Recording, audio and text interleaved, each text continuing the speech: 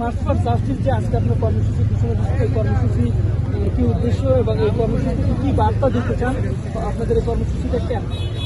ধন্যবাদ। আমরা লক্ষ্য করেছি যে বিগত 5.5 মাসেও আমরা ছাত্রলীগকে শুধুমাত্র নিষিদ্ধ করা হয়েছে। তাদের যে অপকর্মের যে আনুষ্ঠানিক বিচার সেটি আমরা আজকে অবধি পাইনি। শুধু তাই নয়, সকল শিক্ষা প্রতিষ্ঠানে ছাত্রলীগের যে নৈরাজ্য সৃষ্টি করেছে 15.5 বছর এবং বিশেষ করে জুলাই আগস্ট তাদের সম্পর্কে তদন্ত কমিটি গঠন করা হয়েছে। সেই তদন্ত কমিটির কোনো রিপোর্ট আমরা আজ অবধি প্রতিবেদন পাইনি। শুধু তাই নয়, শিক্ষা প্রতিষ্ঠানগুলোতে যারা ফেসিবাদের সাথে জড়িত ছিল এবং সারা দেশে ফেসিবাদের সাথে যারা জড়িত ছিল তাদেরকেও আনুষ্ঠানিকভাবে আপনার বিচার প্রক্রিয়ায় নিয়ে আসা হয়। আমরা সেই দাবি প্রচার করেছি এবং আমরা বিশেষ করে ছাত্রলীগের সন্ত্রাসীদের সুস্পষ্টভাবে বিচার প্রক্রিয়া শুরু করার জন্য এবং সকল শিক্ষা প্রতিষ্ঠানের যে ছাত্রলীগের এবং ফেসিবাদের সাথে জড়িতদের বিচারের জন্য যে তদন্ত কমিটি গঠন করা হয়েছে সেই তদন্ত প্রতিবেদন প্রকাশের দাবিতে আমরা আজকের এই আনুষ্ঠানিক মার্চ ফর জাস্টিস আমরা কর্মসূচি পালন করছি। এবং এই কর্মসূচি আজকেই শেষ নয়। আমরা যদি এই ইস্যুতে বিশেষ ছাত্রলীগের বিচার এবং ফেসিবাদের সাথে জড়িত শিক্ষা প্রতিষ্ঠানগুলো যারা জড়িত ছিল তাদের যদি বিচার প্রক্রিয়া সম্পন্ন করতে না পারে আমরা ছাত্রদল কাজ করব। আপনাদের আজকে প্রোগ্রামের মাধ্যমে কি আপনারা অন্তর্বর্তী সরকারের উপর কোনো চাপ তৈরি করতে চাচ্ছেন কিনা বিচারে? আমরা মূলত বিশেষ করে বিশ্ববিদ্যালয় প্রশাসনের নিকটে আমাদের দাবিগুলো যে তারা শিক্ষা প্রতিষ্ঠানগুলোতে যে ছাত্রলীগের যে সন্ত্রাসীদের যে নৈরাজ্য পরিস্থিতি সৃষ্টি করেছিল, সন্ত্রাসী কার্যকলাপ করেছে, তাদের সবাইকে বিচারের আওতায় নিয়ে আসার জন্য আমরা মূলত এই কর্মসূচি পালন করছি।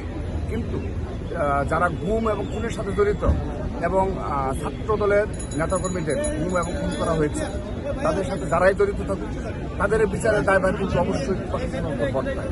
তারাও তাদের দায়িত্ব পালন করবে।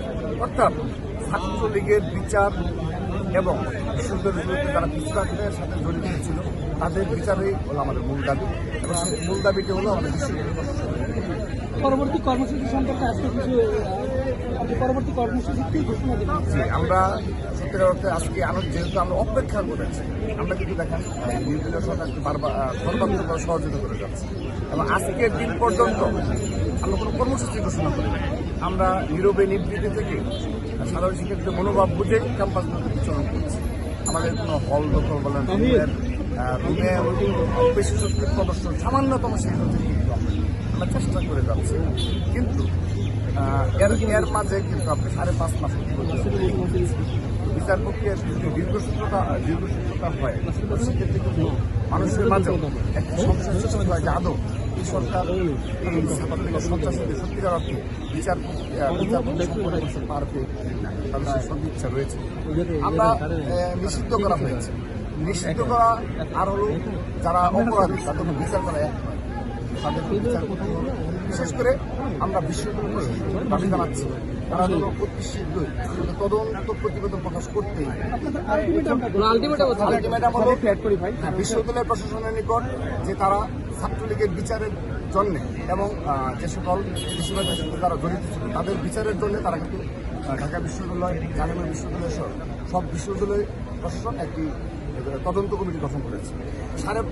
4 মাস কিন্তু তারা সে তদন্ত প্রতিবেদন প্রকাশ করতে পারেনি। আমরা মূল দাবি হলো তাদের সে তদন্ত প্রতিবেদন প্রকাশ করতে হবে এবং সেই তাদের তদন্ত প্রতিবেদন অনুযায়ী যারা দোষী সাব্যস্ত হবে তাদেরকে সুষ্ঠু তদন্তের মাধ্যমে আইনের আওতায় নিয়ে আসতে হবে।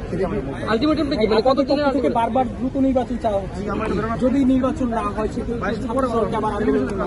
দেখুন আমরা সাবজেক্ট উপর আমাদের কোনো বক্তব্য নেই। আমাদের মূল বক্তব্য ঠিক আছে।